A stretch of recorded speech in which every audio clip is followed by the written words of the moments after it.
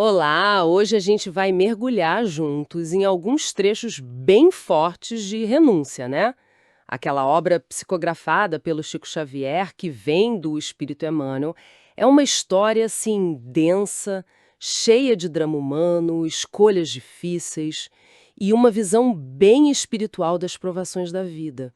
A nossa ideia aqui é tentar pegar as mensagens principais, sabe? Sobre amor, sobre sacrifício, consequências e essa jornada espiritual toda que as personagens vivem. Vamos lá? Vamos sim. E é interessante começar justamente pela Alcione, né? Uma entidade espiritual que decide voltar para a Terra. Exato. E olha que avisaram ela, né, das dificuldades do tal ouvido transitório, aquele esquecimento temporário que a gente passa quando reencarna. Pois é. Mas ela escolhe voltar, por amor, né? Pelo desejo de ajudar quem ela amava.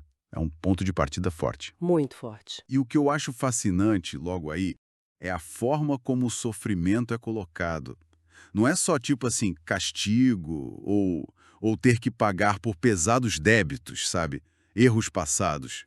Uhum. É visto também como uma chance de crescer espiritualmente, de até cooperar na edificação do reino do Cristo. A renúncia dela é bem isso, um sacrifício voluntário. É verdade. Uma escolha ativa, né? E aí, quando a história vem pra Terra, nossa, o drama se intensifica muito com a Madalena Villamil. Nossa, nem fala. Ela enfrenta tanto o preconceito da época e a traição da Susana, que pega um ódio dela logo de cara por causa do Cirilo e conspira contra o amor deles. É uma personagem complexa, Susana. Muito. E a Madalena ainda perde a mãe, enfrenta peste em Palis, pobreza, muita coisa. Lembro daquela cena do velho peregrino que fala do cálice de amargura dela. Sim. E as conversas com o padre Damiano que dão uma força para ela na fé, né? Exato. E se a gente olha o quadro geral, fica muito claro o contraste nas escolhas e nas consequências, né? A Madalena, mesmo no fundo do poço, se agarra na fé, no trabalho, mostra uma resiliência. Incrível. Já a Susana, movida por ciúme, ódio, ela causa uma dor imensa e para ela mesma também, né? Vive com remorsos implacáveis, termina em loucura, Pesado. muito pesado.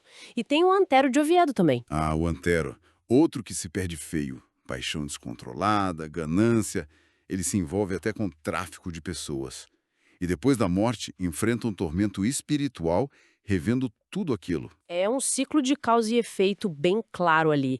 E o destino do Cirilo, poxa, essa parte é muito marcante. Demais. Ele fica naquela divisão, né? O amor pela Madalena de um lado e as pressões, as intrigas da família, principalmente da Susana e do Antero. Que inventam a morte dela. Exato. E ele acredita, acaba cedendo, casa com a Susana, para só descobrir a verdade anos depois, e de um jeito trágico. O choque é tão brutal que ele morre. Uma mentira com um poder destrutivo enorme. Impressionante. Com certeza.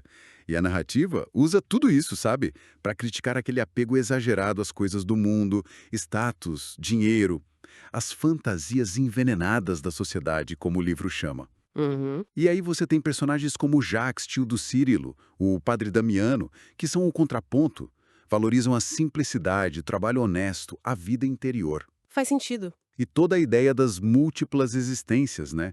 Que nascemos e renascemos. Isso funciona como a base para explicar essas provações todas. Seriam parte de um aprendizado maior, de uma evolução ao longo de várias vidas. Entendi.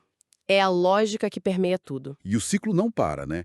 Porque a própria Alcione, quando reencarna como filha da Madalena e do Círilo, sim, ela também enfrenta as provações dela. Perde os pais, o avô. Se dedica à fé, mas aí vem a perseguição da Inquisição por causa das crenças dela. Acaba presa. Mas mantém a fé até o fim.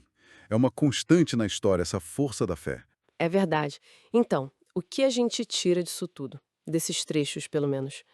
Parece que as escolhas, né, principalmente as que vêm do egoísmo, do ódio, elas geram consequências bem dolorosas e que ecam, às vezes, por muito tempo, afetando várias vidas. Exatamente. E por outro lado, a fé, a renúncia feita por amor, por dever, o perdão também, aparecem como os caminhos para superar até os piores momentos e, evoluir espiritualmente.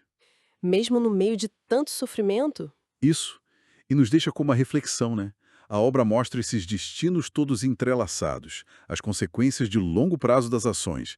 É uma rede complexa de causa e efeito que ultrapassa uma vida só. Hum. Faz a gente pensar em como as nossas escolhas de hoje podem estar ligadas, talvez, a experiências passadas ou a um propósito maior de aprendizado espiritual, mesmo que a gente não tenha consciência disso agora. É verdade. Algo para se pensar sobre as nossas próprias jornadas, nossas conexões. É uma perspectiva interessante que a obra traz. Com certeza. Algo para levar para a nossa própria reflexão.